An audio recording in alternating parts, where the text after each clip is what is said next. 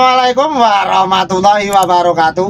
Kembali lagi di channel Joni Wijaya, channel sing akeh cerita nih. Cerita nih alias ceritanya iki lur. Aku mau mencoba berbagi pengalaman di dunia pertambangan. Jadi berbagi pengalamanku di sini adalah tentang istilah-istilah atau petunjuk-petunjuk ataupun kata-kata yang sering diucapkan di pertambangan batu bara, khususnya di perusahaan saya ini lur. Sebelum kita lanjut, aku menjelaskan istilah-istilah dan kata-kata dan petunjuk di dunia pertambangan di perusahaanku ini lur. Saya tidak bosan-bosannya mengingatkan bagi dulur-dulur yang baru menemukan channel ini, jangan lupa untuk subscribe, like, share, dan komen. Bagi dulur-dulur yang sudah subscribe, tetap tidak henti-hentinya dan tidak bosan-bosannya saya berterima kasih banyak. Lemah teles Gusti Allah sing bales lur. Dan sebelum kita lanjut ke video selanjutnya, sebelum aku menerangkan istilah kata-kata atau petunjuk di dunia pertambangan khususnya di perusahaanku ini, di sini saya menekankan, saya bukannya untuk menggurui. Di sini saya hanya berbagi pengalaman, ya, hanya berbagi pengalaman. Mungkin siapa tahu dulur-dulur yang mau atau ada keinginan masuk ke dunia pertambangan khususnya di perusahaan saya bekerja ini, kurang lebih istilah-istilah kata-kata atau petunjuk-petunjuk yang akan saya jelaskan kurang lebih sama lur. Oke, langsung tanpa basa-basi, tanpa cincong, langsung ku perjelaskan satu persatu. Let's go. Sikat. Mantap. Yang pertama di sini saya akan mencoba menjelaskan istilah yang pertama yang sering kita jumpai di dunia pertambangan, itu pasti petunjuknya berbentuk seperti ini lur. Berbentuknya itu petunjuknya seperti ini. Pita. Nah, di samping kiri PC ku ini ada pita, berarti ada petunjuk. Kalau pita warna biru sama oranye ini menandakan ini adalah rencana jalan. Sikat. Mantap. Maksudnya rencana jalan ya, rencana ya jalan yang akan diprogres, yang akan dilewati untuk truk-truk tambang. Jadi awal pertama ini pita ini ya. Lanjut, nanti di sana tuh ada lur. Di sana, wah, ini yang petunjuk ini. Nah, ini, nah, itu namanya itu bench, dan yang di bawah itu namanya slope, dinding slope. Jadi yang bench itu yang lantainya di atas ini. Nah, yang itu. Kalau yang slope itu lantainya yang miring. Nah, yang lantai miring ini, yang petunjuk ini. Nah, miring. Ini miring. Nah, kalau bench itu yang datar, yang lantai. Nah, tapi di situ pasti semua sebelum pembuatan bench atau slope pasti ada petunjuknya warna pita. Pasti ada pita. Segala sesuatu yang di dunia pertambangan pasti identik petunjuk pertama yang perlu kita ketahui, yaitu ya pita. Setiap pita itu mempunyai fungsi dan maknanya masing-masing lur. Yang pertama tadi ini, kalau pita warna biru sama oranye ini rencana jalan. Kalau bench sana itu, bench itu pasti, cuma di sini kan karena saya di pinggir nggak bisa ya, aku zoomkan ya, mudah-mudahan nggak pecah lur.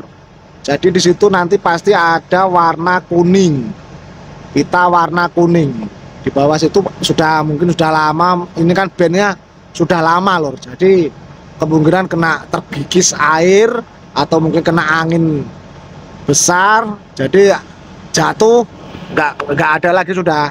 Cuma di ujung-ujungnya sepanjangan itu pasti ada pita warna kuning loh. Kalau untuk bench itu warna kuning. Lanjut untuk warna lagi ya loh. Warna pita di sini yang ada cuma warna pita. Ini aja masalahnya loh. Kita menjelaskannya juga susah kalau misalkan nggak ada buktinya. Cuma ya intinya lah, kalau warna kuning itu untuk rencana bench, untuk warna biru orange ini untuk rencana jalan. Tambah lagi ada warna hijau loh, warna hijau. Sambil kuterangkan sambil lihat WC 2000 loading loh. Ya, kalau warna hijau itu bahasanya itu material. Di situ masih ada material yang kiranya bisa untuk di loading oleh cangkul ajaib atau excavator ini loh. Nah itu pasti di sekitarannya PC itu pasti ada pita warna hijau. Itu pasti material yang kiranya kedalamannya itu pasti berapa meter itu ditulis di pita itu lur. Jadi pitanya itu dari bahasanya tugas dari pengawas di sini juga kurang lebih ya membaca pita.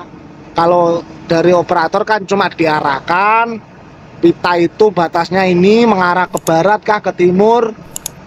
Kalau masalah penjelasan detailnya kan pengawas yang turun tangan, karena setiap pita-pita ini lur, di pita-pita itu ntar zoomkan di pita-pita ini kayaknya kelihatan di situ pasti. Coba aku zoomkan ya. Kelihatan kan? Di pita-pita itu pasti ada tulisan lur, tulisan spidol warna hitam. Itu ada keterangannya di situ, lebarnya berapa, kira-kira sampai mana batasnya, itu ada lur. Inilah namanya bahasanya fungsi pita ini ya di dunia tambang seperti ini lur, khususnya di perusahaan saya lur. Tapi kalau perusahaan yang lain saya kurang tahu, mungkin pasti sama kurang lebih lah, pasti petunjuknya itu pita. Cuma yang membedakan pasti pitanya itu warnanya yang beda. Kalau barang yang untuk petunjuk di dunia tambang pasti rata-rata pita. Cuma yang membedakan yaitu warna. Yang membedakan itu warna loh. Mungkin kalau di perusahaan lain, kalau untuk bench seperti ini, bench slope ini, kalau di sini kan kuning di perusahaan saya. Mungkin di perusahaan lain warnanya bisa putih kah, bisa pink kah, itu pasti beda loh.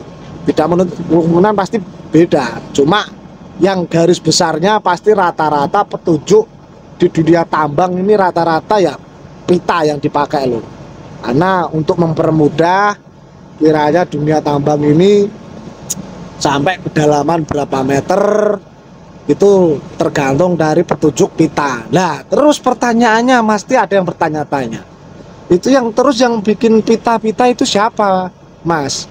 Nah kalau masalah pita ini kurang lebih bukan ranahnya dari pengawas lapangan loh. Itu ada tugas dan tanggung jawabnya masing-masing. Kalau untuk pemasangan pita bahasanya di sini orang survei. Survei itu sudah bahasanya sudah ada anunya masing-masing, ada dalam grup survei itu ada tugas dan tanggung jawabnya masing-masing. Survei dan engineering lur, otak dari pertambangan batu bara ini. Nah lokasi tambang batu bara seperti ini yang mendesain otaknya ini engineering. Dan sedangkan survei ini hanya sebagai pekerja lapangan yang menaruh pita-pita ini. Cuma yang mendesain itu orang engineering. Jadi sudah ada tugas dan tanggung jawabnya masing-masing loh. Jadi sampai kedalaman berapa meter, sampai contohnya seperti ini lur. Contohnya ini. Nah ini sudah baratnya itu sudah final lur. Maksudnya final sudah kemungkinan nggak ditambang lagi, karena sudah sesuai target kedalaman berapa meter. Jadi sebagai finalnya kan pasti namanya di mana air berada pasti cari yang paling rendah loh. Lah di situ kan yang paling rendah sendiri. Jadilah di situ. Jadi bahasanya kalau di dunia tambang itu jadi SAM. Nah ini SAM. Di sana kalau di sana itu ada kotak-kotak warna kuning itu. Nah kubu besar itu namanya multiplo. Itu tugasnya untuk menyedot pompa air ini biar bahasanya tidak meluber dengan kapasitas yang sesuai tampungan di situ. Takutnya kalau nggak dipompa kan pasti bisa naik ke jalan sini loh. jalan sini bisa naik ke sampai sini, makanya mengantisipasi hal yang tidak diinginkan. Inilah tujuannya multiplo atau pompa ini lur. Tujuannya ya seperti itu. Multiplo ini sampai peralon-peralonnya itu yang warna-warna hitam itu kelihatan enggak ya? Coba aku zoom lagi. Nah itu ada warna-warna hitam itu, peralon berapa, selang-selang hitam itu, kompor besar lagi. Nah itulah peralon-peralon yang menghubungkan sampai ke sana, ke atas sana lur. Tuh ke atas sana, tuh sampai sana, dimasukkan ke tempat namanya settling pond, tempat penampungan air batu bara, pertambangan batu bara. Jadi nggak semerta-merta di dunia tambang ini air tambang ini nggak langsung dibuang ke sungai loh, ada prosesnya. Makanya tujuannya peyuh belepotan terus, tujuannya settling pun yaitu untuk menetralkan pH atau suhu air sesuai suhu air sungai loh. Jadi sebelum air ini, air kolam-kolam, pokoknya air tambang ini dialirkan ke sungai melewati saringan yang dinamakan saringan dawet loh. Kok saringan dawet, saringan settling pond lor. Nah, setelah settling pond dicek dengan alat, pH-nya dapat, tetek bengeknya mungkin istilah itu kurang dapat, cuma aku hanya bisa menggambarkan istilah-istilah alurnya aja, cuma prosesnya itu nama-namanya saya kurang tahu, namanya kan sudah ada tugas dan tanggung jawabnya masing-masing lur, karena saya kan cuma hanya sebatas karyawan menjalankan alat berat ya, jadi ya hanya sebatas memberikan wawasan arahnya, alurnya itu kurang lebih seperti itu. Kalau mau jelasnya ya nanti kemungkinan konten berikutnya akan kucoba. Kalau ada dulur-dulur yang ingin mau mencoba cara proses settling pun itu seperti apa akan kucoba. Tapi untuk sementara waktu ini hanya sebatas seperti itu yang bisa aku perjelaskan. Alurnya settling pun itu tujuannya apa, yaitu itu baru dibuang di sungai, dialirkan lagi ke sungai, jadi air itu ibaratnya tidak terkontaminasi, ataupun mungkin bisa menimbulkan kalau airnya masuk ke sungai menimbulkan mungkin hewan-hewan, ikan-ikan yang mau konsumsi air tersebut nanti akan mati. Nah, untuk menyebabkan menanggulangi, bahasanya menanggulangi hal yang tidak diinginkan, kan itulah tugasnya dunia pertambangan. Nggak semerta-merta langsung air tambang itu dibuang, enggak loh, memerlukan proses dulu agar pH-nya sesuai standar air di sungai lor. Oke, kurang lebih seperti ini penjelasannya kontenku hari ini.